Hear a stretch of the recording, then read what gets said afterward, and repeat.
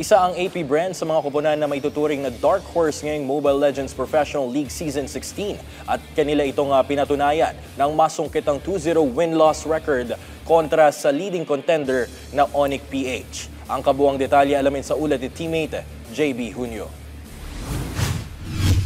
Tila suntok sa buwan ng pagkakakuha ng upset win ng AP Bren kontra sa isa sa mga powerhouse team na Onic PH sa Mobile Legends Professional League Season 16. Matapos magkaroon ng delay sa laban, nananatili pa rin ang burning passion ng Hives para sa preparasyon sa kanilang paghaharap sa Land of Dawn. Inihayag ng jungler na si Jonathan James Punks Mendoza na hindi naging hadlang ang nangyaring delay sa laban bagkus ay mas nagkaroon sila ng oras para makapaghanda sa ibabato ng Onic.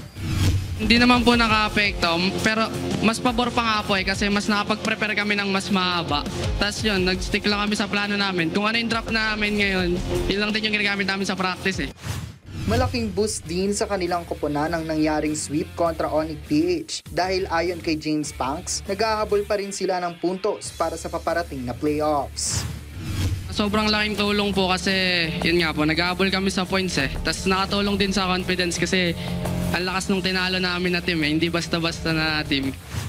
Sa ngayon, nasa ikawalong pwesto sila sa standings, kasunod ang Team Falcons. Sa kabila ng kanilang katayuan, naniniwala pa rin ang koponan na may panahon pa silang umabante at masungkit ang mga kailangang puntos para umangat mula sa low table ranking. Kaya't kung naging imposible ang naging simula, target ng AP Bren na gawing posible ang mga laban pagdating ng playoffs, hindi lamang para umakyat sa rankings, kundi para muling patunayan na minsan na rin silang naghari sa tuktok ng kompetisyon. JB Junio para sa Atletang Pilipino, para sa Bagong Pilipinas.